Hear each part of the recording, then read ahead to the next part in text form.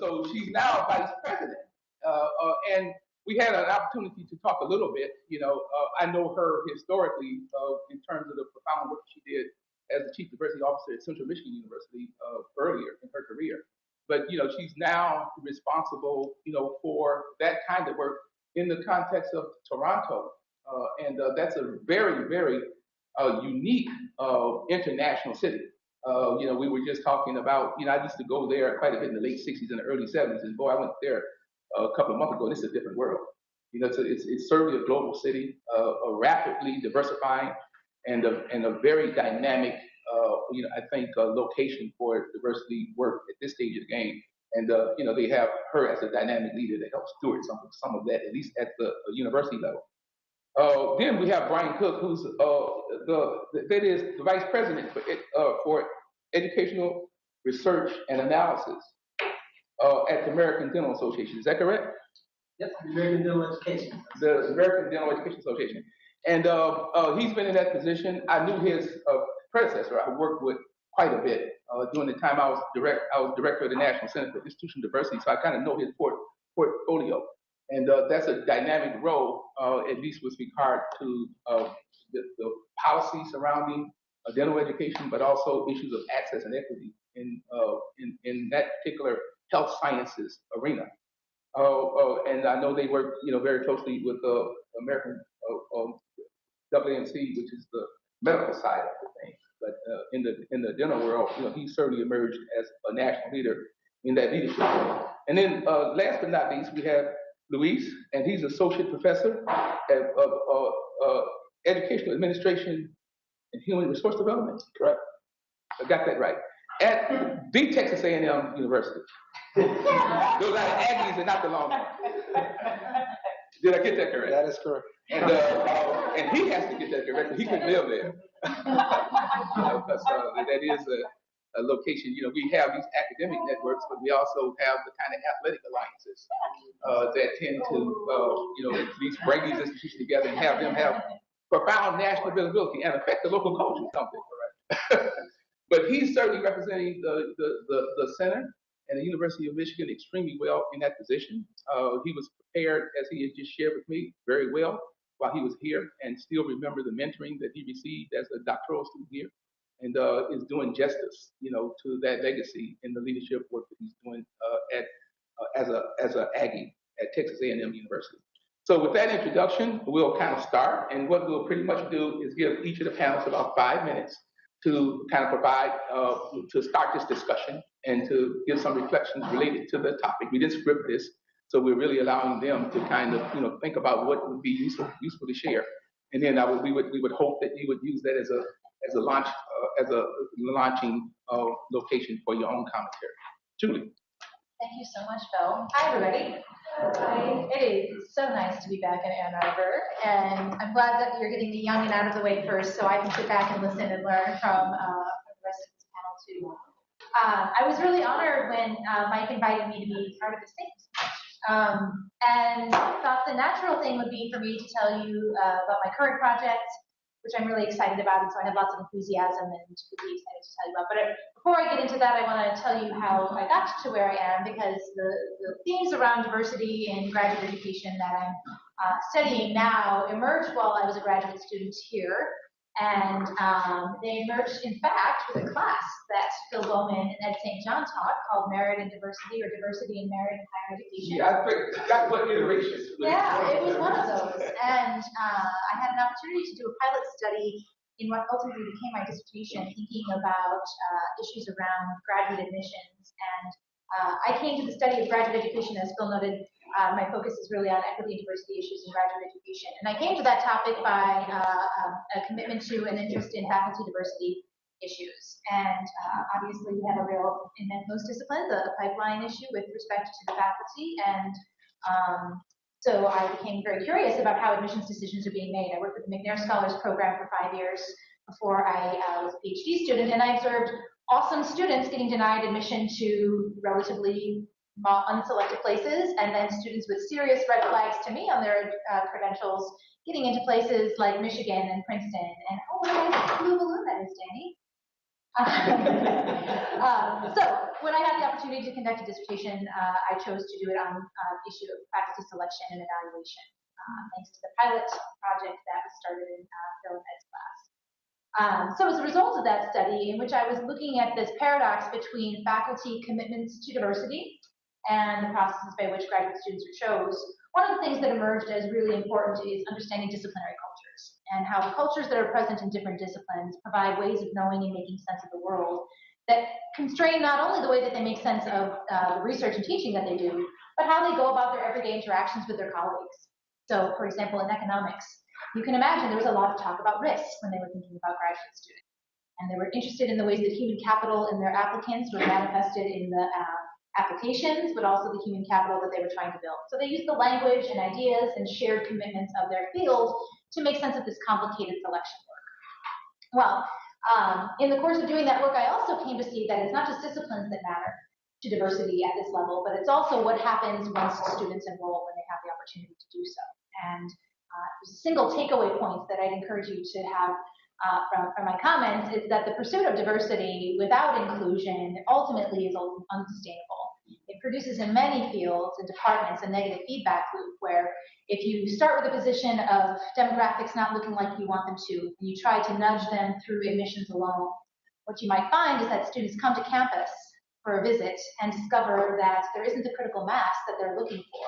Or they might see that absence of a critical mass as a cue as to what the climate is like, or the fact that there might not be the support that they're looking for, which ultimately may lead them to enroll elsewhere, which just reproduces the cycle. And so as I'm working with graduate schools and PhD programs around the country now, one of the major take-home messages is, yes, let's talk about admissions and let's improve admissions, and here are some practical strategies to do so, but that we should also be having the conversation about recruitment and mentoring at the same time, so that we're creating a more sustainable system of inclusion. Finally, I guess what I'll just close on is my current work is now back into thinking more about disciplines as not just contexts for admissions work, but as contexts for change. And if there are cultures, that there are unique cultures to different fields of study. For example, I'm really honored to have 3 different NSF projects right now that are focused on disciplines, 1 in physics and 2 in the geosciences.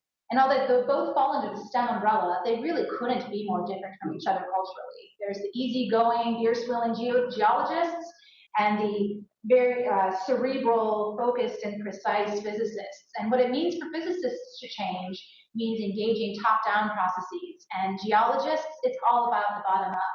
But what they have in common is that everybody in the academy, all of us around this table included, have some inside-out change to do as well.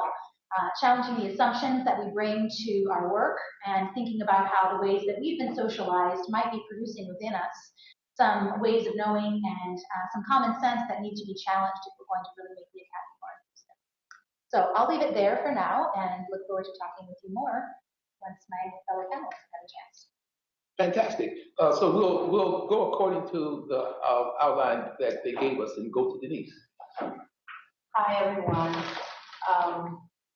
It's really good to be back here. I have to confess I got lost in the building because I hadn't been back here in so long I couldn't find where everything was. So it's really good to see all of you and to see my compatriots come back, and absolutely wonderful to see John Batlock. John Batlock was so supportive of me when I was here as a doctoral student. So always have much love for John. So just in starting off here, I believe my education in the center gave me an awesome foundation for doing scholarship and doing diversity-related work. So my whole approach was, can we make this real? The research we do, all the knowledge we have, can this really work in the real world? And I started out at Central Michigan University, as Phil mentioned, and I was there for about 5 years.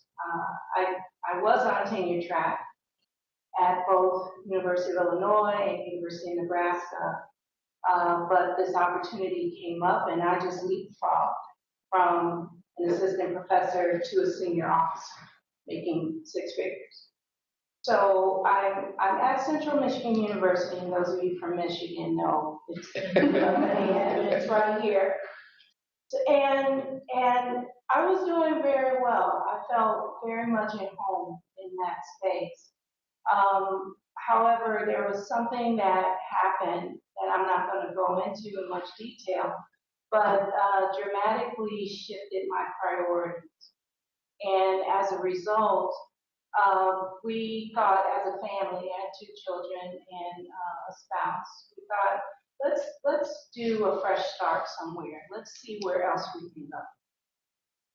And lo and behold, in the Chronicle of Higher Education, they posted this job for an assistant vice president, vice provost, equity, diversity, and inclusion at Ryerson University. Now, how many of you have heard of Ryerson University? Ooh, we actually got a few. Oh, that's good, because I have to tell you, I had never heard of it before in my life.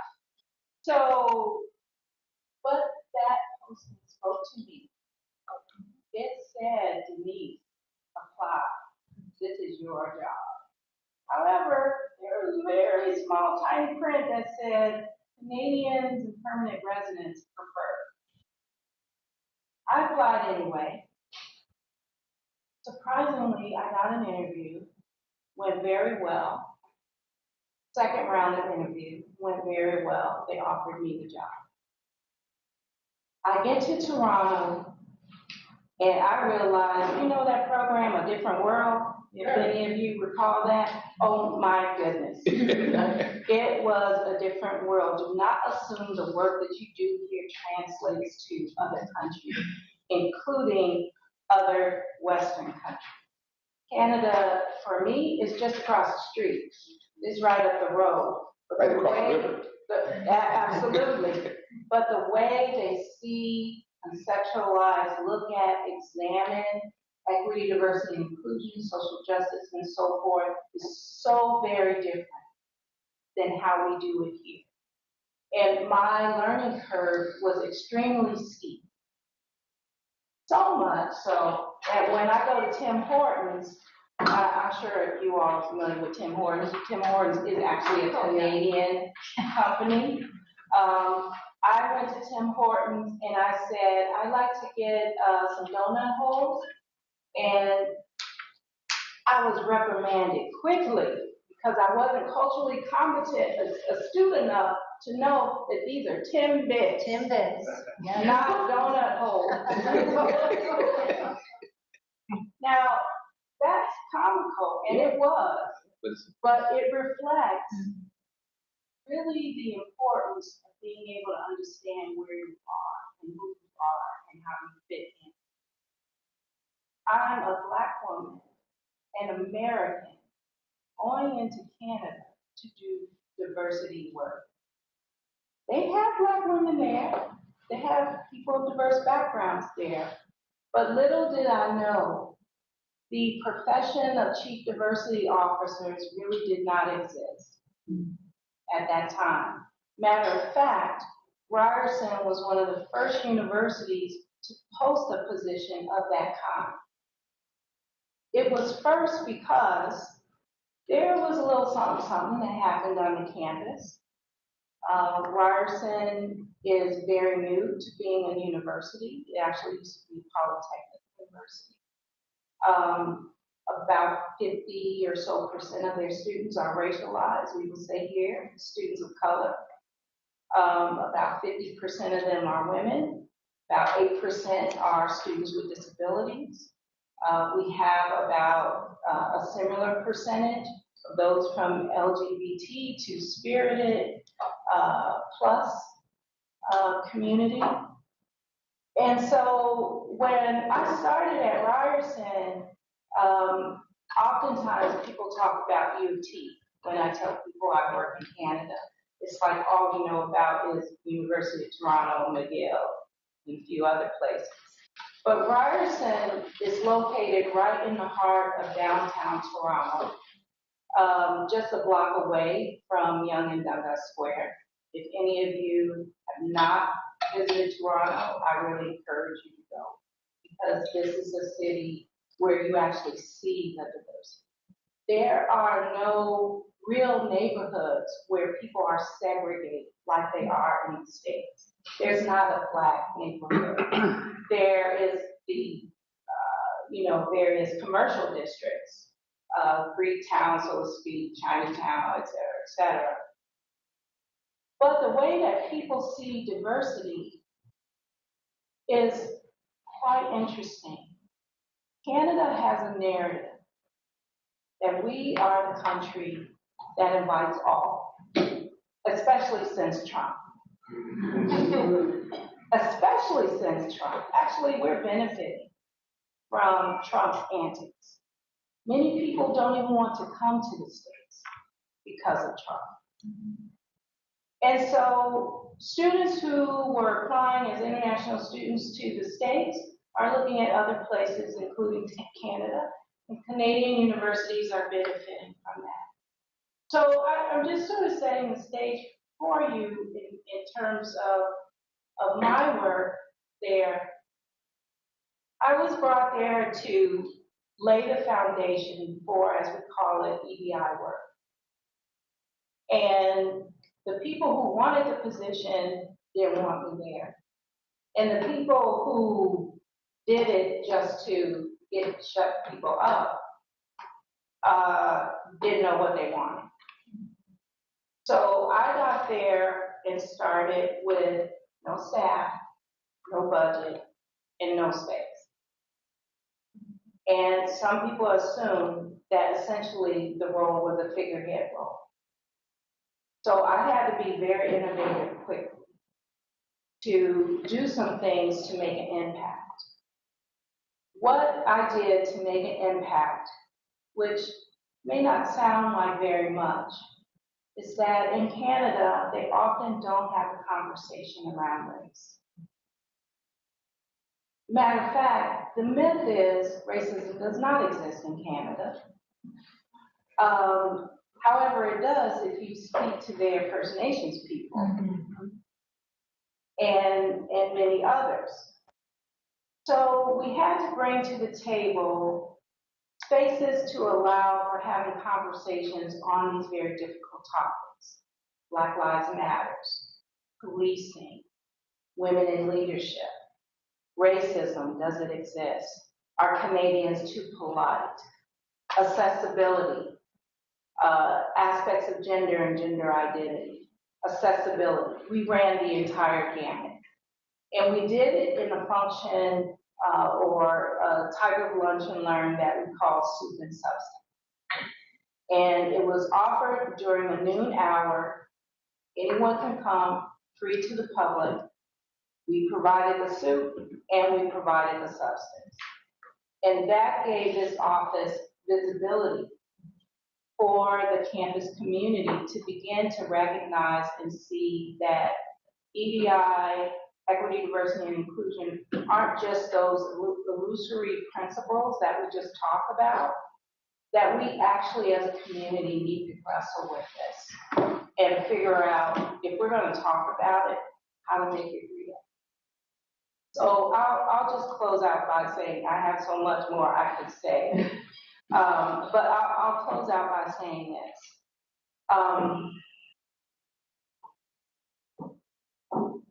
Something very profound has happened in the country. And that thing has been the Truth and Reconciliation Commission of 2015. Indigenous people in the States, in Canada, to me, their experiences mark very closely for me personally as to how Black people have been treated in this country. Experimentation has been done on them. Their children have been removed from their parents. They set up residential schools in the same way they did here. Many, many lives were lost. Many children were treated horribly. It was really about cultural genocide, as the report indicates.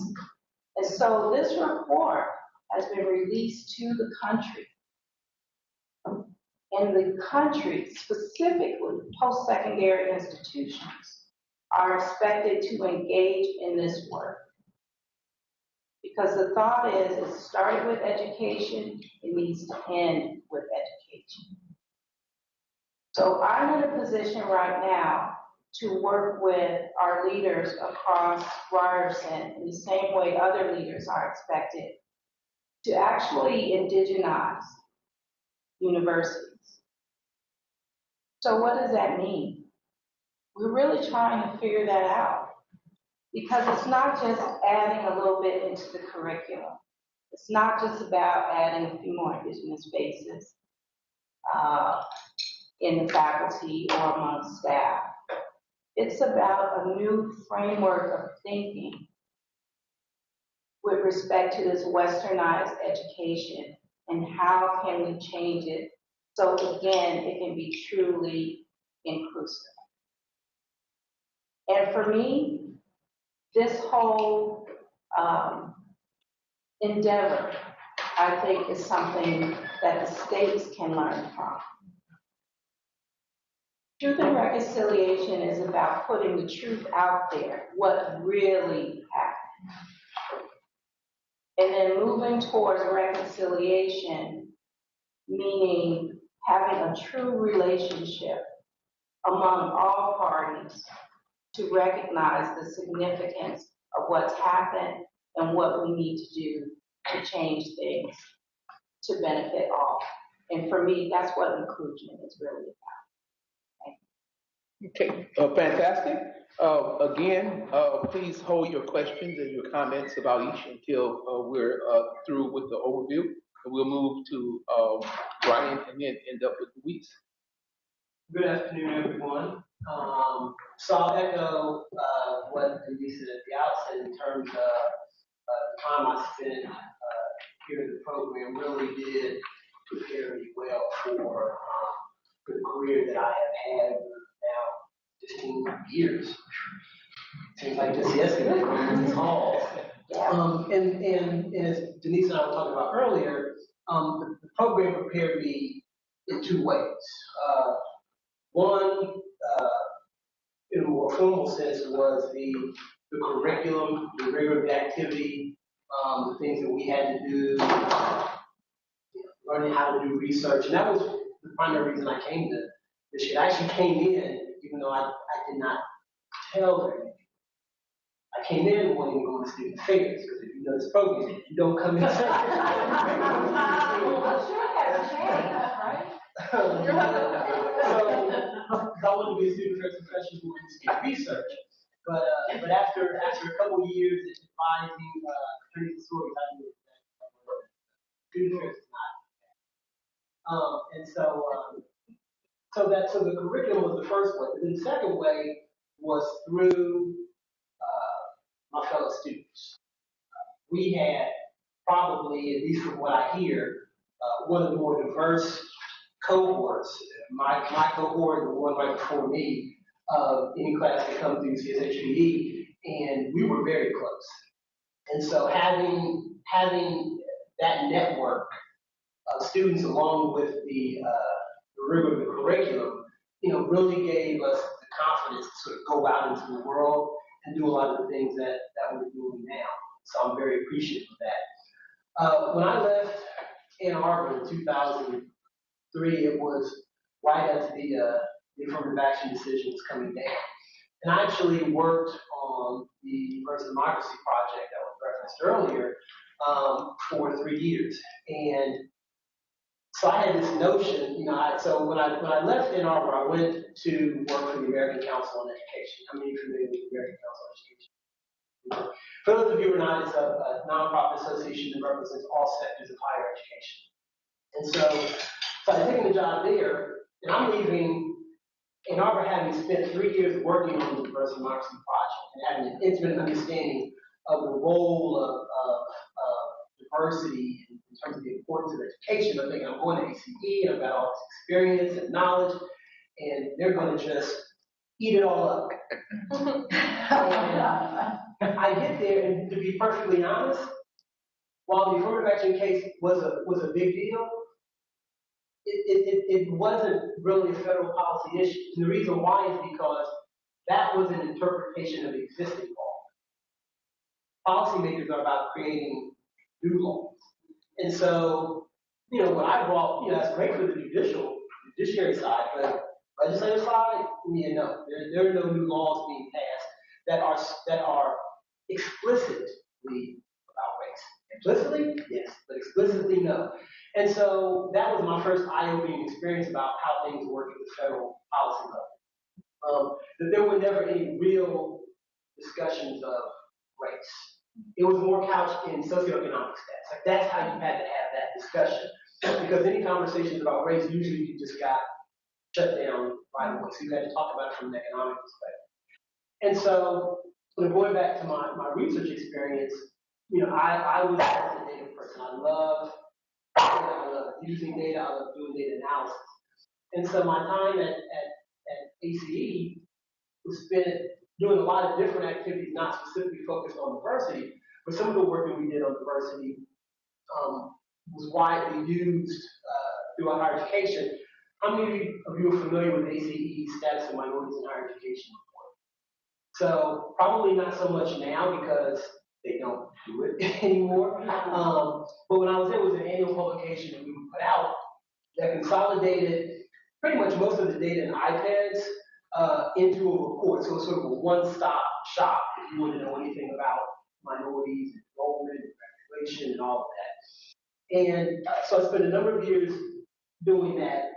The first project that I undertook when I started at AC was actually looking at low-income adults in education, which was not anything I had worked on before. But again, because of my research experience at Michigan, this is something that I've learned and utilized throughout my career, is that having that research foundation, you can apply that in a number of different areas. The content focus here is on higher education policy, things of that nature. But if you know research, and you know how to do research, you can learn a subject matter and apply the skill, which is why I'm at the American Dental Education Association, which I'll get to that in a second. And so I was doing a project on low-income adults, and that also sort of opened my eyes to another sort of diverse population that I hadn't really that much, because that wasn't, again, the focus of my research when I was here in Michigan.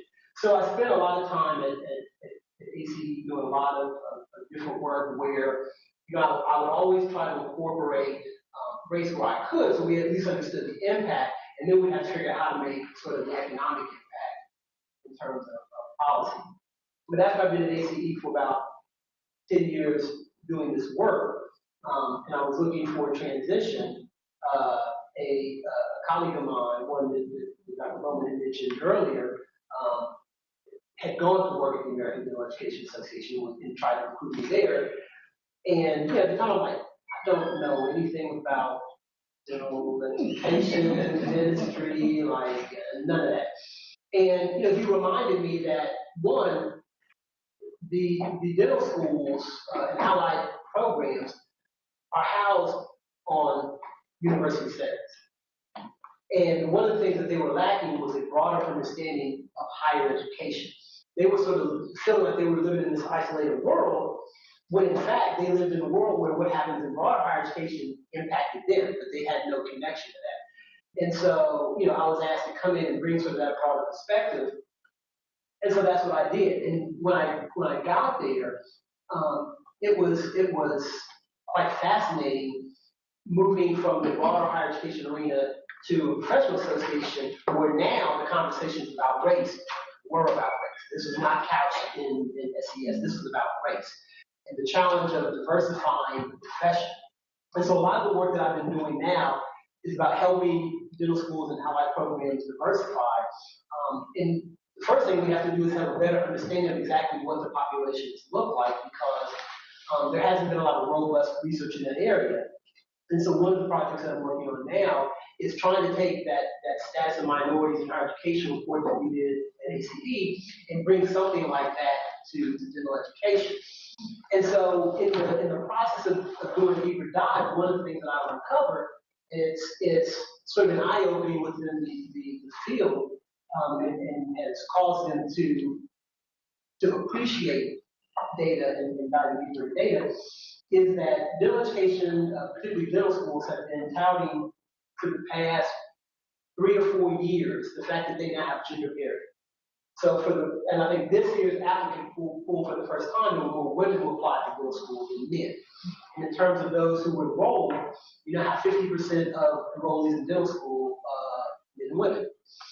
And so they have rightly touted the fact that that has occurred. But when we did a deeper dive, and you throw race into the mix, you get a very different picture. And what you find is that among white students, 64% of the applicants and matriculants are still male. When you look at African American and Hispanics, you find that 60% of the applicants and matriculants are women. So you have no gender parity within race, except among Asian students. Among Black and Hispanic students, you have a predominance of female students. Among white students, you have a predominance of male. So you don't actually, the only reason you have gender parity at a national level is when you look at it at an aggregated level. When you disaggregate it, you get a very different picture. And what that means in terms of the strategy for recruiting among white students is different than the strategy for recruiting among minority students if you're trying to reach that gender parity. And so that's some of the work that I'm doing now. And and again, it's going back to my experience here in Michigan, the foundation of the research has allowed me to really explore a lot of different opportunities. And so, I've been really appreciative of that, and that's just some of the work that I'm doing right now at the university. Fantastic. Last, but certainly not least, Luis. In my current role in Texas, one of the things I had to learn when I first started being a faculty member there is the critical importance of having the appropriate salutation. So I'm going to start off with a howdy. Howdy. And you have to respond howdy back. So let's start off this the right way. So howdy. Howdy. Welcome. Thank you so much for your time here. I want to give you a little bit of Texas hospitality, but more importantly, I want to share with you some of my insights. And I'll be the first one to tell you that I'm deeply honored to be here this afternoon, because one of the things that you recognize as a student when you're going through this process, you never think, wow, am I ever going to finish? That's the first thing. And then the second thing is, will I ever get a job? And I want to be honest and tell you, yes, you will have a job. Yes, you will finish. More important, more critically, I want to talk about the larger narrative about why we're here today. And I'm deeply honored to sit on a panel with folks who I've known over the years while I was here, and even when I was gone, I've had opportunities to meet Julie and get to talk to a lot of different folks. So what I'm about to share with you, I think is important, because I really want you to remember the reality of what we're doing and why we're here today. And I say that because when we start thinking about what we do, 12 years ago, I was here in this room defending my dissertation. And my dissertation was about exploring the work lives of faculty of color. And I always make the argument, or I always make the soundbite that I really don't consider myself what I'm doing is doing research. I really don't. In fact, when you start thinking about how I do my work, and the work that I consider important to me is that I do me-search. I do research on students that look like me, faculty that look like me, students who have struggles like me as a Cuban immigrant. And as a student who was a first-generation student, how does my work inform policy and practice to address this issue? So my comments are going to be pretty short, but more importantly, more profound, because in the sense that I'm not going to leave you with sound bites, I'm going to leave you with questions. Because I think in the true role of a faculty member is, how do I engage the students to be, and I consider, co-construction of the knowledge with me? So I'm taking notes, and I want to share that with you, because I think it's important for us to recognize that when we start talking about diversity and inclusion, we need to understand that these are not mutually exclusive concepts. The fact of the matter is, when we start thinking about what we have to do as practitioners, as researchers, as policymakers, is that the ideals of diversity aren't just about the things that we see, but the things that we don't see in the individuals. So expanding the narrative around diversity to include visible and invisible traits is a critical importance of how we advance the conversation about diversity. Dr. Green mentioned that earlier, and I think it's more important for us to, now more than ever, think about what that really means in the work that we do. But more importantly, to have diversity, as I talk a lot in the work that I do and the courses that I teach, diversity may be thought of as just the head count. But inclusion is about making every head count.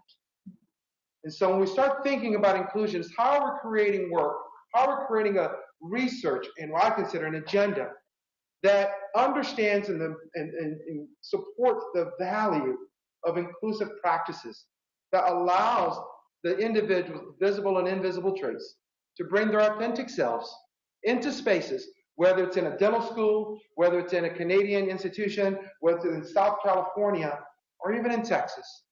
That we create a space with our research that allows folks to be valued and respected. Because just to have these individuals come into our institutions for the sake of being a head count misses the point about the value of having them make their head count and their voices count.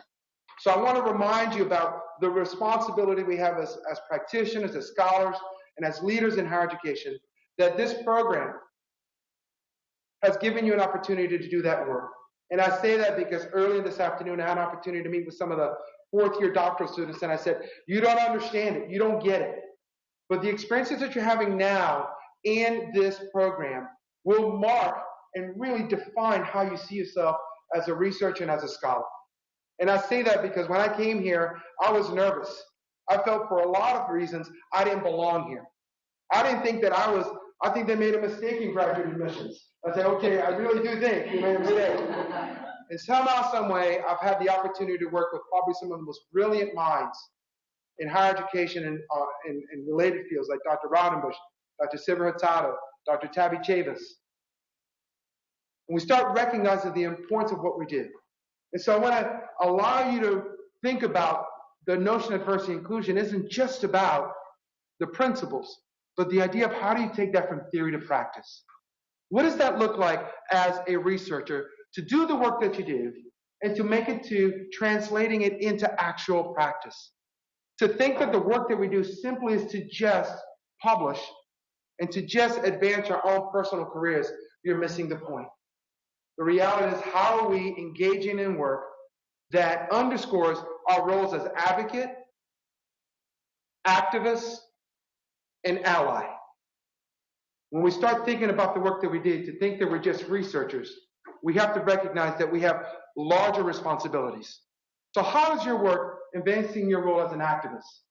How is your work in diversity and inclusion advancing your role as an advocate, an ally, and an activist? And I'll be remiss if I don't share this with you, because I think when we start talking about diversity and inclusion, and people that think about diversity and inclusion get around the idea of the notion of diversity and inclusion has always been framed in a way that is viewed as a deficit-based narrative. And I would make the argument, when I do the work that I do, I make it very clear. I do a lot of work on Latino students in the state of Texas that focus on this notion of how are you creating a diversity and inclusion research agenda with an asset-based narrative. What responsibility do we have to create a narrative around the work that we do that doesn't put the burden and doesn't put the negative perception of the communities that we're doing research on as it's their problem. They're damaged. We have to fix them. The fact is, how are we creating work that celebrates, like Yaso's work talks about, the notion of an asset that they bring to the community, that they bring into a doctoral program?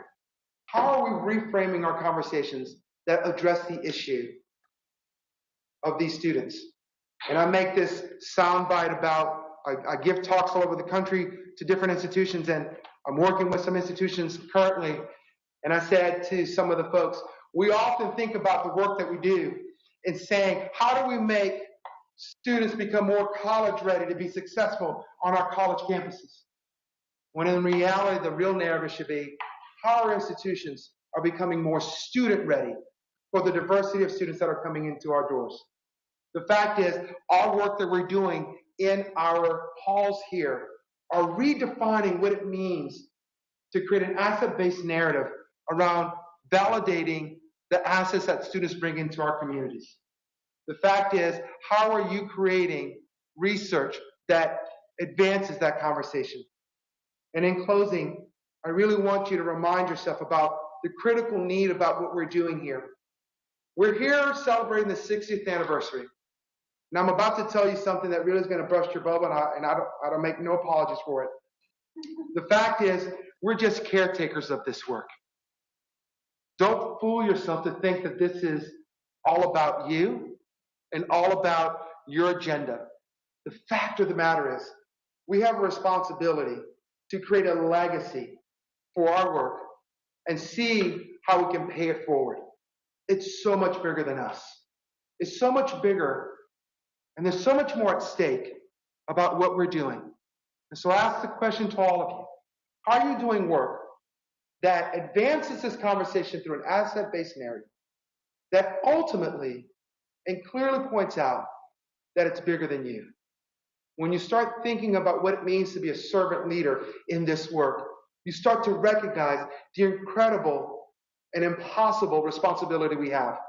I say that because we're in a privileged space right now, being in the #1 program, in the #1 institution, in the #1 this, and the #1 that. And without doubt, I recognize that's even greater responsibility for work we have to do. So I want to encourage you and empower you to think critically for the first-year doctoral student that I met with earlier today, and the fourth-year doctoral students, and the folks that I've worked with over the years, and I continue to work with Dr. Cook. How are we creating work that is meaningful and making the difference in the communities that we value the most? Thank you very much. All right, let's give them a big hand.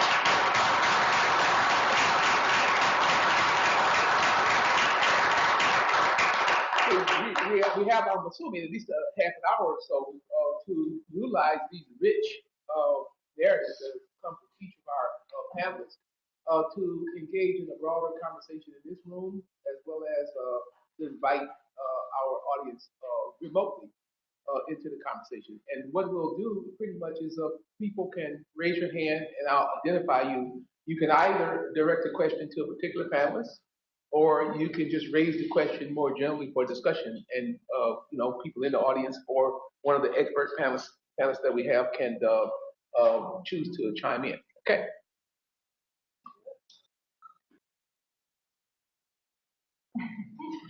Okay, we'll start with Ronnie. My question is, well, specifically for Dr. Ponjuan, but anyone can speak to this. You mentioned transitioning from research to practice. What about for those of us who are transitioning from practice to research? Mm-hmm. So I've been working in diversity-related or cultural affairs, student affairs, and I intend to return to student affairs. I have no qualms about saying that. This program admitted me knowing that.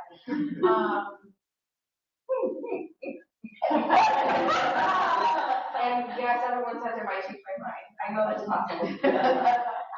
but how do we? My struggle has been sort of the other way around, right? Removing myself from the lived experience of working with these students that are research to them taking a step back, right? I have a response, but I want to defer to the floor to Dr. Cook because he talked about that in his comments about the challenge of what that means. I have a comment, but I don't want to dominate. But start with Dr. Cook. So the first thing that came to my mind when you raised that question is, why are you stepping back?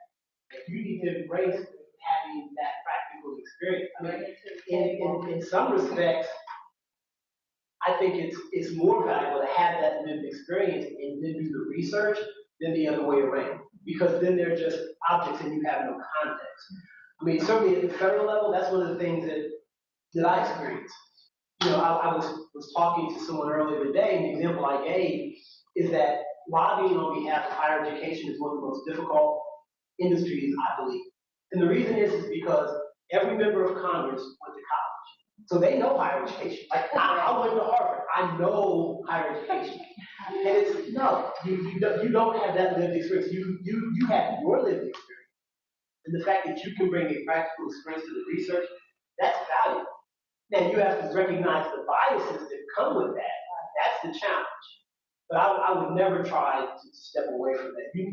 It's more a question of how you embrace it and utilize that in your research to provide context for what you're finding. You'll have a better understanding of the results you're seeing because you have a context that others may not have. I'd like to make a comment, then we'll go.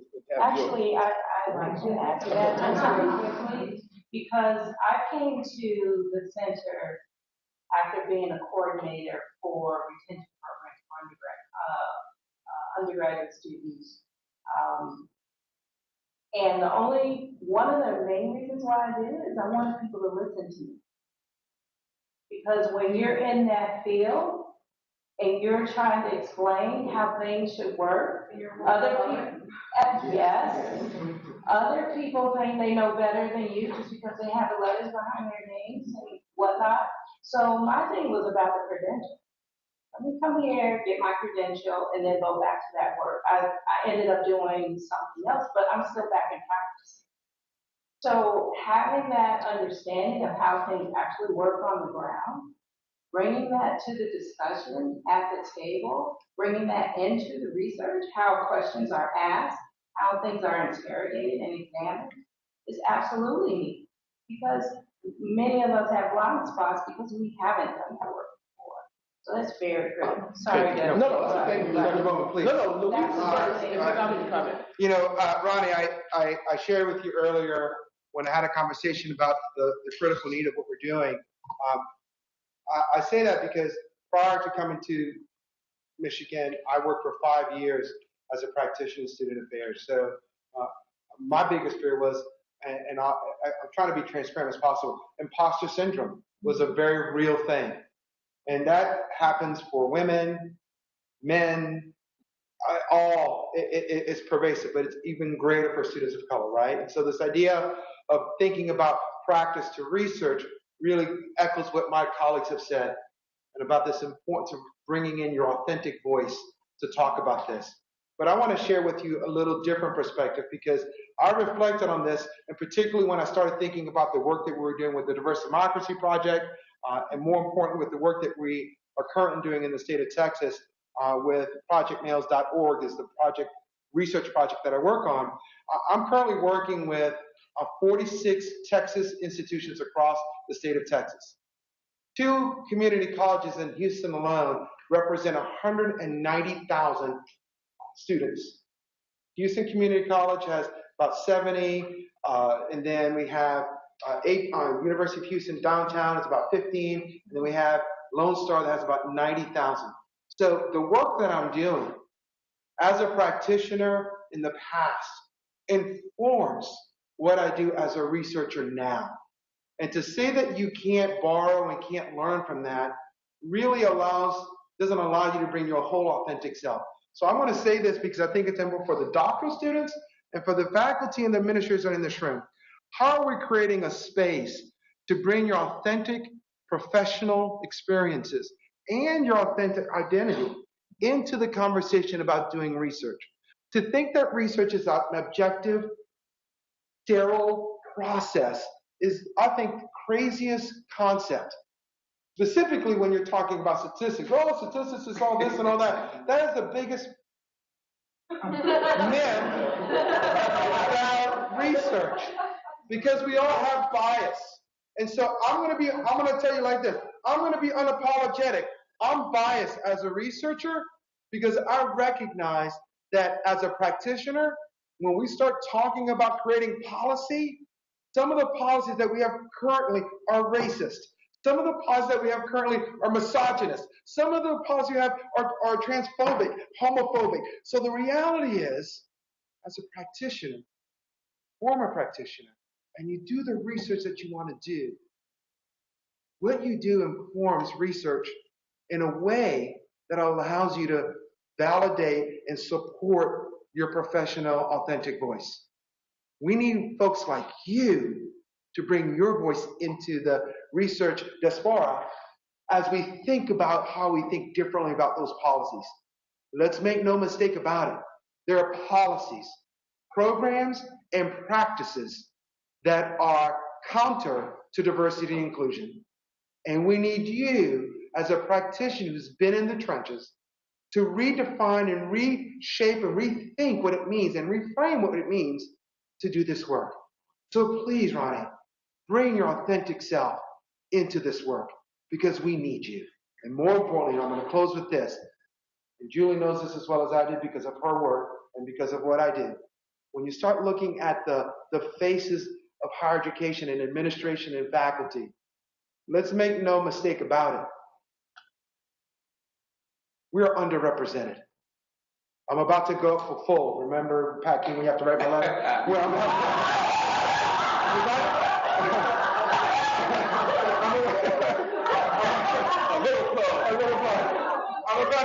I'm about to go for full. And I started looking at how many full professors are there that are Latino and male. And I take a look at Silver Hurtado, and I take a look at the demographics of who we have. I'm going to tell you right now, finish all the students of color and all the women, finish, because we need your authentic, diverse voices in the discussion. All right? So thank you very much again. So that's, first of all, I think those are some I'll just switch to the second question, but Ronnie, I'll ask you a question. At least one of your classes answer your question with regard to encouraging you to not only think about the importance of research and scholarship practice, but to talk about the strengths of practice, guiding what? Research and scholarship. Can you tell us a little bit about what you learned in that class?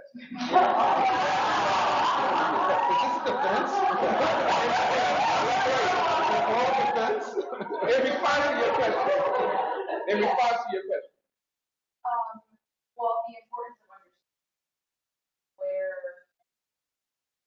the academy came from, and then where the work that's gone into the academy. And the importance of practice, yes. Guiding what?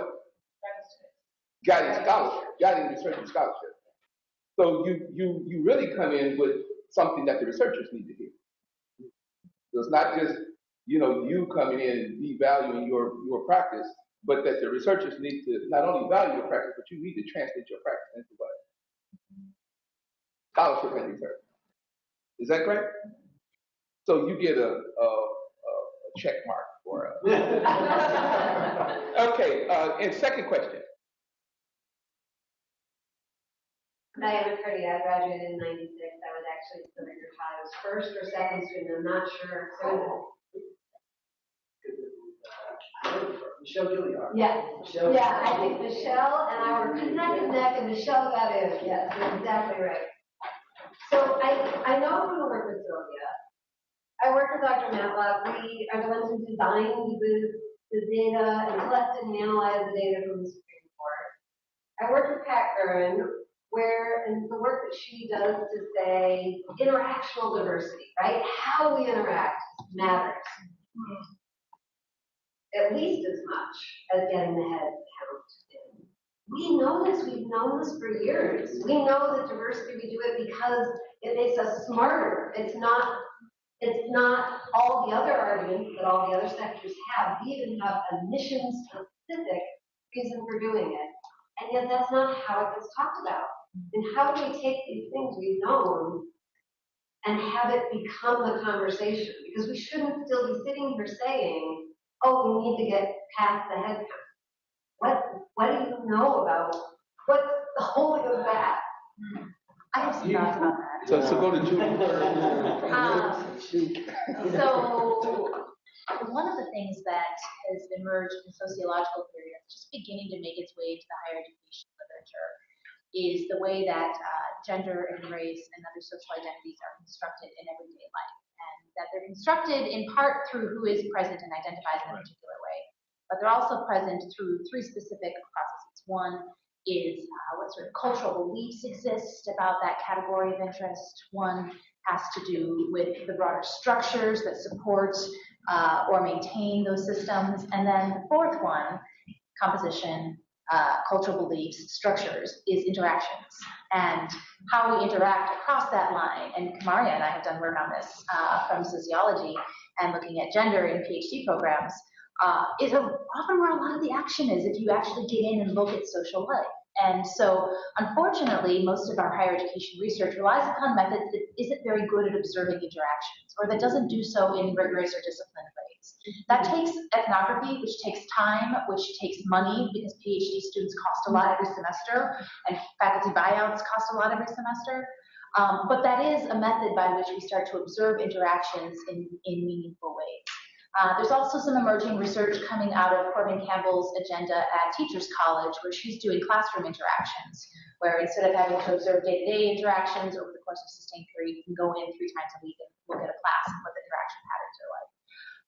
So I think that there's an opening for that after how many years later since you started that important work a long time ago, but that our methods and our incentive structures for supporting students in doing work that use those methods have to come into alignment. So the one other piece that I'll say about this is that I think that there's also an opening for thinking more about interactions. The more that we've seen in Supreme Court cases, it be validated that it's not just who's present, that it's the nature of the interaction. So the last Fisher decision said that the reason that Texas was okay with pursuing the policy that they had was that the 10% plan wasn't producing sufficient interactions to produce the educational benefits of diversity. So they can have this second tier preference on the basis of race. So, anytime we start to see it instantiated in legal precedent, I think people in higher ed will start to pay more attention to it as well. So perhaps the combination of the early work that you've done, some theory that is validating this work from the disciplines, and then also legal precedent telling us that it's important and worthwhile to attend to will lead to some more focus of it in our work. I hope it does, because it's common sense. Any other comment from the panelists? Then we'll go to another question. So I would add from the more practical side, the actual, so how do you take the existing research? Because there certainly can always be better research, but to your point, we know this. We know this. Why does it not happen? And and I certainly invite Dr. Matlock to chime in on this, because he's been on the front lines of a lot of this type of work. But what I've seen in my now professional experience is it starts with leadership. It starts with leadership. If you have individuals for whom this is important work, this is important, they'll make it happen. I can think of an example. I actually happened to, part of the reason I was able to come to this is we had a meeting down in Ohio, and it was a diversity workshop. And so we have one of our deans who's dean of the middle school at Case Western, Dean Chance. And he's an African American male. He's committed to diversity. They have some of the most diverse cohorts of students coming in. He has infused his faculty with individuals for whom this is important work. He seeks out research on how to foster, to facilitate interaction. And more importantly, when we talk about inclusion, creating a climate, because it's not about a head count. Every head counts. So, and it's at the end of the day, people are who matter. Because I don't care what the research says. If you have someone in a position of power who doesn't value diversity and inclusion, it doesn't matter. It does not matter. You need people in positions of influence for whom this is important work. Otherwise, you will constantly be butting your head, and it's a losing battle. Until you get new leadership, who then comes in and values. But that, so in my experience, that's when you start to see real change. And just as a side note, just as having the right kind of leadership in place to create that environment, if they leave or key people around them leave and the wrong people come in, don't think you can institutionalize this. We can see in the current administration, you got how many hundred years of precedent that are just going out the window? So don't think at a university level you can permanently infuse this. You get the wrong kind of leader in place, they can go out the window overnight. So leadership at the end of the day is really matters. Okay, I'm going. So quick comments by these. Then I'm going to call on John Matlock. Then we go to the next question. Okay. So you and then John. So it's about power. It's about who holds it, and it's about folks who don't want to let it go. So I'm in Canada. They don't have a federal administration that oversees higher ed. each of the provinces oversee post-secondary. So within Ontario, we had an interesting thing happen. The issue around sexual violence, as it has, bubbled up here in the States, the issue of sexual violence has become a priority in Ontario. So much so that the premier, similar to a governor, the premier has required all universities to have a policy, have it in place regarding sexual violence, and how to execute based on a code of human rights. Versus civil rights here, the foundation of equity work is human rights in Canada. They also have another interesting piece to this structure. There is a national organization called the Canadian Federation of Students. And they are a big lobbying group with power as well. So you have the premier, you have the Confederation of Canadian Federation of Students. They come together, post-secondary is in the middle, and we have no say. We have to make it happen. So we're asking this question now. Why can't this be done around racism? Because the formula is there. The way to do it is there. It's a matter of bringing power to the issue. Okay, Louise, and then Dr. Matlock, who's also an alum and an expert in this area. I want to, again, I'm humbled because all of these folks have said everything. I'm taking notes. I'm tweeting about this. I'm letting everybody know. I've tweeted about Julie already. All right. So I want to highlight something that I think echoes what Julie said at the beginning, because everything that she said, I take in and it's like, okay. What Cook says, yes. Denise, yes. Dr. Bowman, yes. Here's what I want to share with you, because I think it's critical what you're saying, but more importantly, the reality of what we're facing as a higher education academy. What it basically is, I just tweeted about it just a second ago. Interactional diversity and inclusion does not happen in the classroom if you do not have faculty who have the cultural competency to engage these students in that way. And so when we start thinking about college teaching and what we deal with, I work with folks in very different institutions. Julie just sent me a little note. I'm working with an institution right now. Julie, I'm working with, I have 2 NSF grants working with geosciences and physics as well.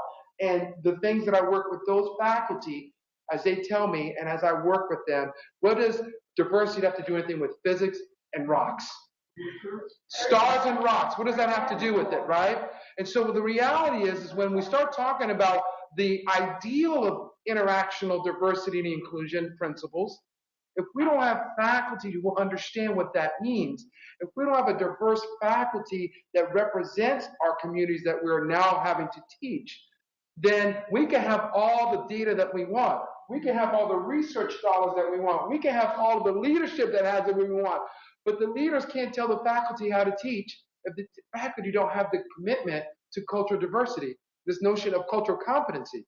So the fact of the matter is, it begins, I would argue, in the most basic steps of engaging students in authentic learning, where you value their learners as I say, an asset base, and say, you're coming from the Rio Grande Valley, you're the first person to ever leave their family to come up to A&M, and how can I help you? What can I learn from you as an instructor? So when I teach a class, I'm teaching an undergraduate class now, a lot of the students are blown away what I'm doing in the classroom, and all I'm doing is creating a space for them to feel like I care about them. They say, Dr. P, you're the toughest professor, but at least I know you care about me. That is what we can do in educating and advancing the notion of intentional diversity and inclusion. How do we educate faculty members in the most basic concept of higher education to become more culturally competent? Dr. Matlock, please. Yeah. I'm just you go. Yeah, very deep insight. So we're going to have a comment by Dr. John Matlock, who's also alum of the center and also founding director of OWAMI, the Office of Multicultural of Government. academic multicultural affairs, and also one of the leaders of the Michigan Diversity Initiative during the DUDASTAT Michigan mandate era, here at Michigan. So, right? Well, certainly he's alum, but my understanding is that he's not only, no, there were a couple of other academics. Yeah. I was around here a long time ago. Including people, people like Tony Ingram, for example. So there are some other African who graduated. It's just a big gap between your cohort and some of the early ones. Would you agree, John? Yeah. Because Tony Ingram, for example, graduated from Southern University. Let me just say that to a certain extent, I did what central training.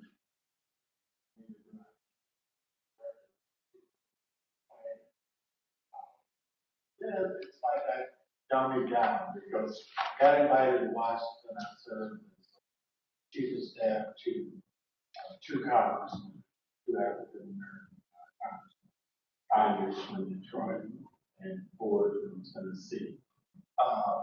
That was very helpful. We talked about practice and research.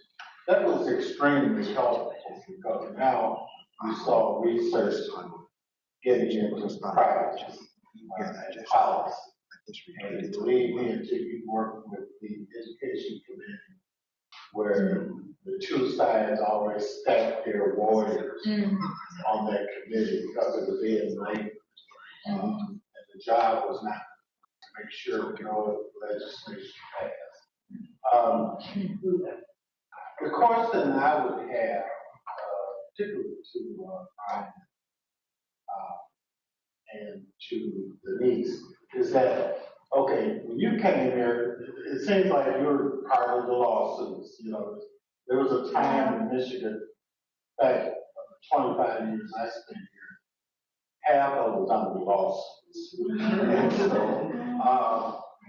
the question I would raise to you, academics, is that since you've been gone for about 15 years, 12 years,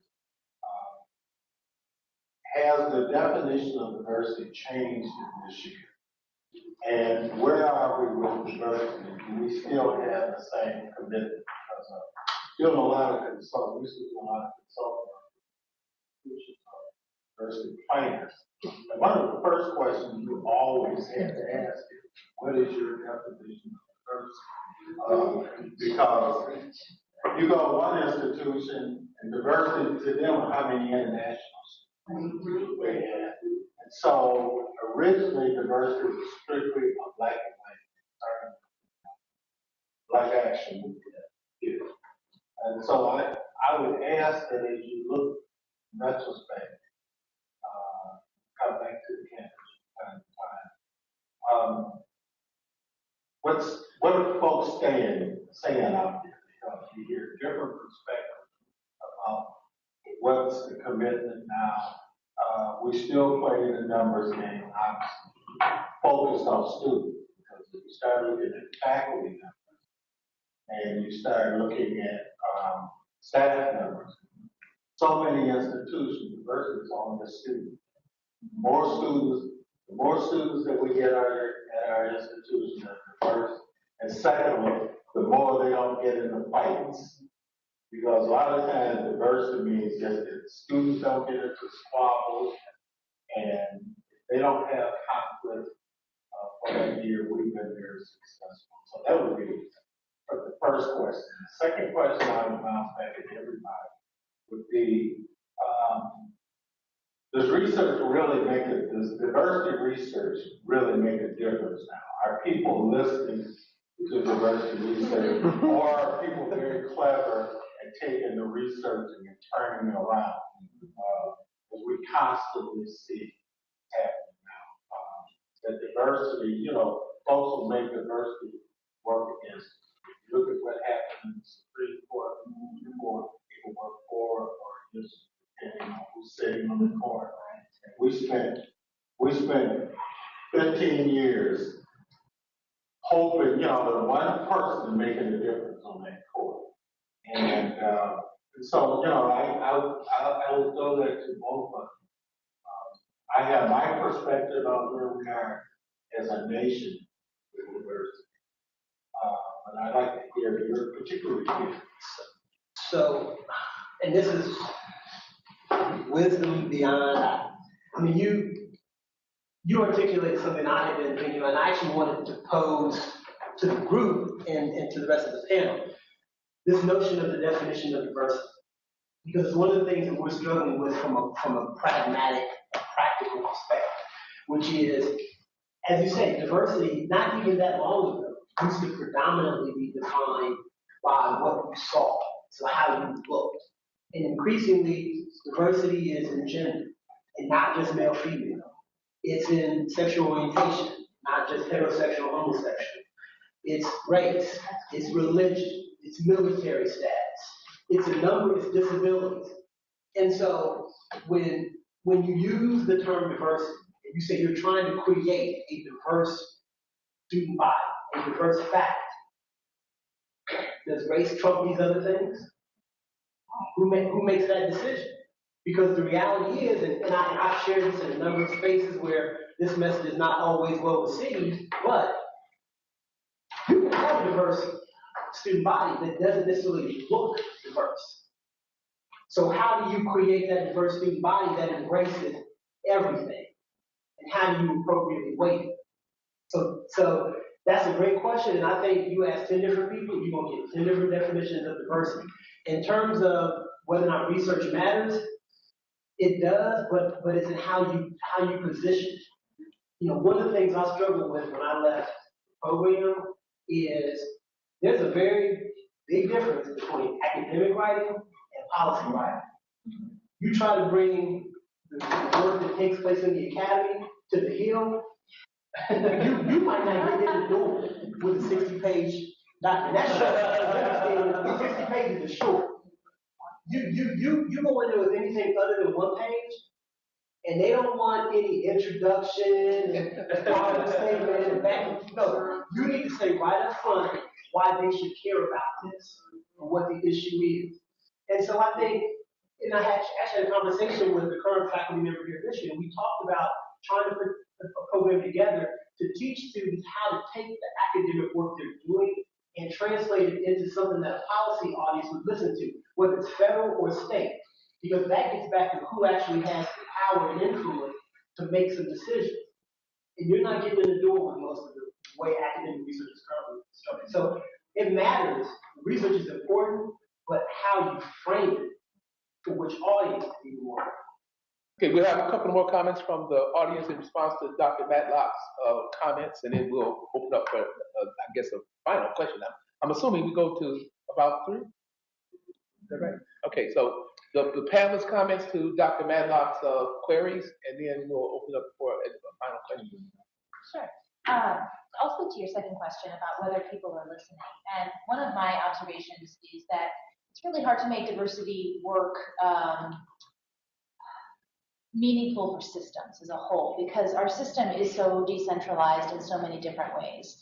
But there are high leverage organizations within that system. So, for example, when the University of Michigan moves, people pay attention. When the University of California moves, people pay attention. When the American Physics Association moves, people pay attention, because this is something that organizational theory tells us, is that when prominent people or prominent institutions within a system change, people will adapt. And mimetic isomorphism. Mimetic isomorphism. I wasn't going to go there.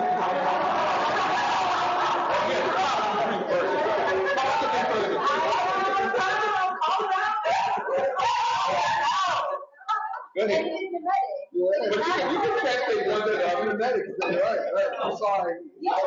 Geeking out. We're geeking out. No, you translate. You understand, right? About theory to practice. So it's one of the reasons that it's fun to work in institutions like MIT and APS and another one where people are.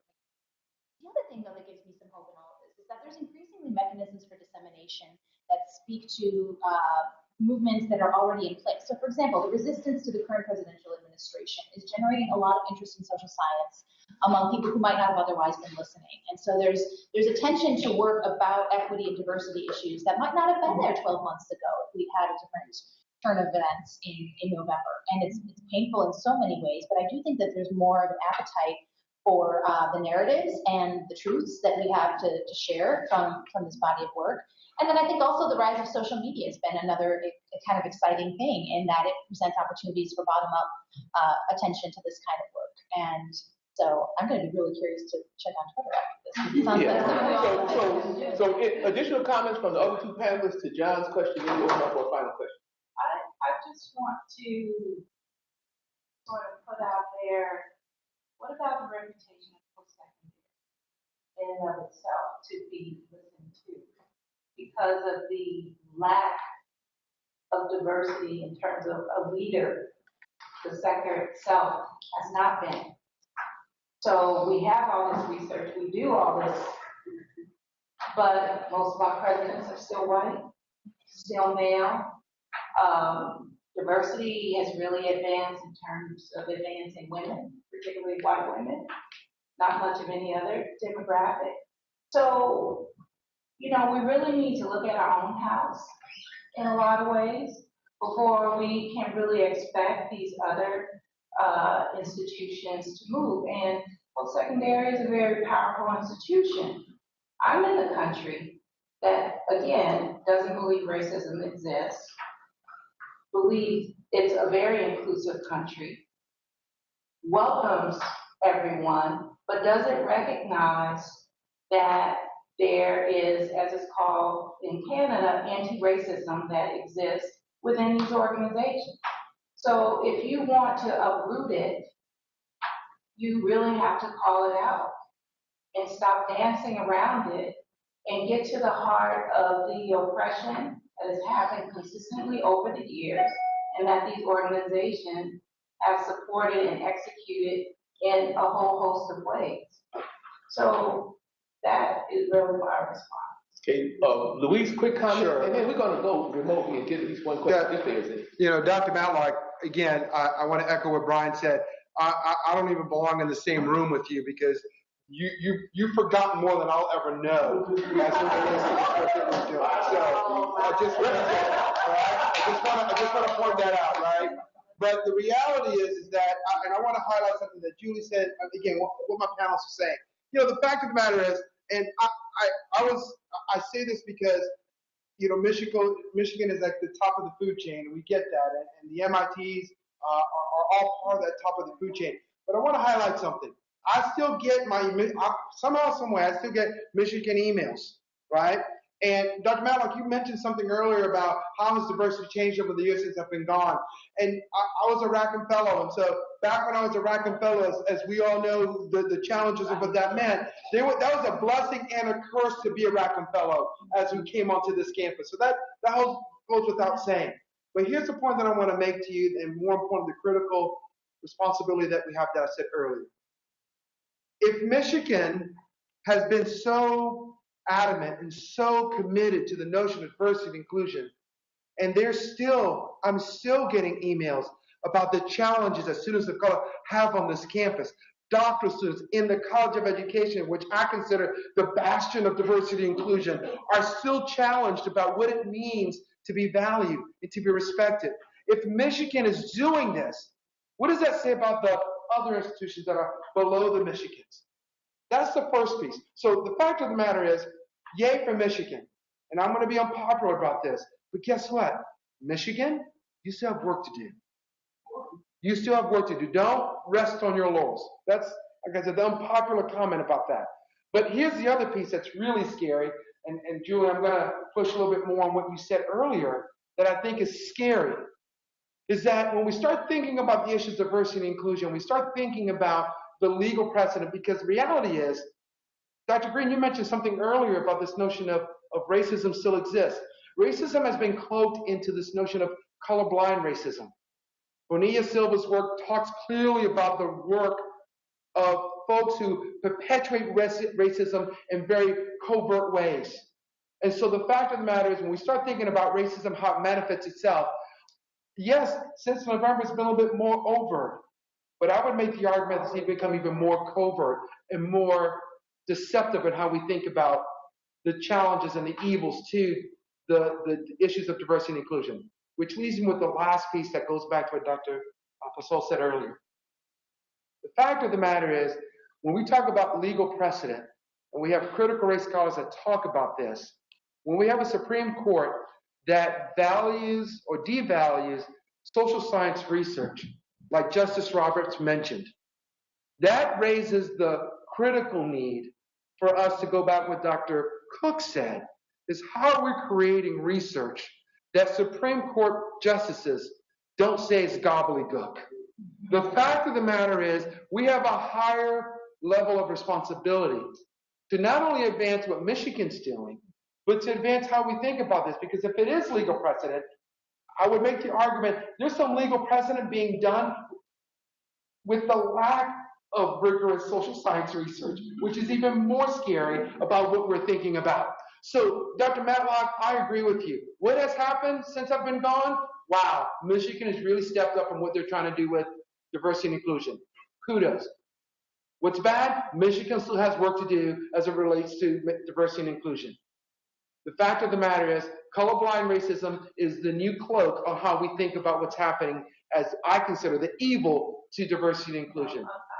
Unconscious bias. So I leave with that because those are things that I see in the work that I do in the state of Texas. Okay, we're gonna end the session not with another question, but with the comment. We're actually over time.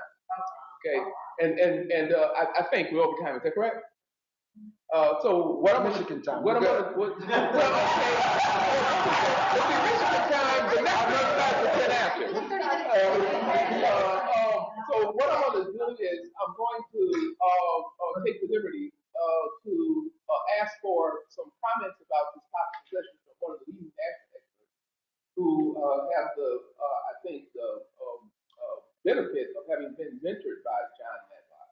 And that's Damon Williams, who just joined us from another section. But, he, certainly has distinguished himself as an alum of this program at the national level around issues that's linked to this topic of diversity and inclusion in higher education. And any comment about what you picked up on to kind of close out, because I do think we need to close out, even with Michigan time. I missed a lot of conversation because I was on a very interesting conversation that Luis I will talk with you about. I was talking with Procter & Gamble about their new Black Male Love project. And the methodological flaws in which they were going forward with this $500,000 research project would get all of the doctoral students in the room kicked out if you roll with any of their methodologies. But that's a sidebar conversation for another talk, another time. But the thing I will say about this conversation of diversity and inclusion, 5 weeks ago, I sent an email out to the nation. I don't know how many folks in the room got the email. 2,000 leaders joined me for my webinar to talk about the state of diversity, equity, and inclusion in this nation. I wasn't on the ACE platform, the NCAA platform, the Michigan platform. Damon Williams sent a note out. People didn't come because of Damon Williams, people came because of the issue. And so if there's any one issue that is burning at the top of mind of universities as never before, emblazoned in our consciousness, is what do we do around diversity, equity, and inclusion in the moment that we find ourselves as the centennials are coming, Trump lash is happening, social media has made the world small, there's an assault that is happening on new and historic opportunity mechanisms from DACA to race-conscious admissions policy and everything in between. And so those of you who are students in the room, I think that the engagement of this conversation, whether it's your primary or secondary focus, is of critical importance to being an innovative and dynamic leader, whether it's as a scholar, a practitioner, or a policymaker in the world we live in today. Okay, with that, let's give the panelists a big hand.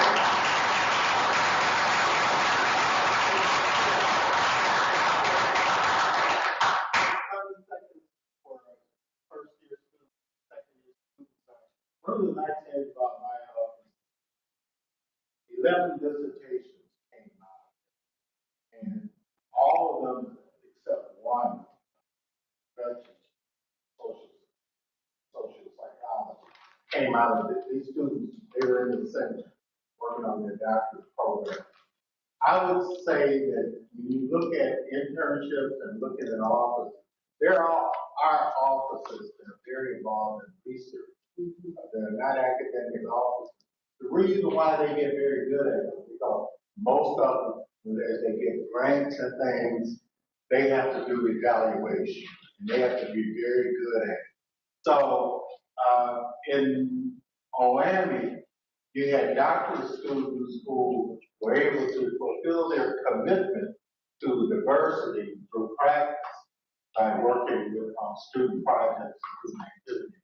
But they were also able to, because we were doing research, and one of the smarter things I did was pull in Jerry Gardner, who was my mentor, and Pat Gardner, and we got them involved in research. And Sylvia, her father, when she was here, she got involved. And that data still exists, right? Yeah, you really had what's called a mission study, and it was a comprehensive study of student perspectives on and experiences with diversity over a 4-year period of time, plus 10 years after graduation. Okay. And so I want to thank the students who had the initiative to get there, get involved with their doctor as well as with the center. So Kamari, I apologize for not getting to you, but in the interest of even Michigan time, I encourage you to continue this conversation after this session. But we need to formally, even though Michigan time is closed, have this session come to a close. So let's give the panelists a final.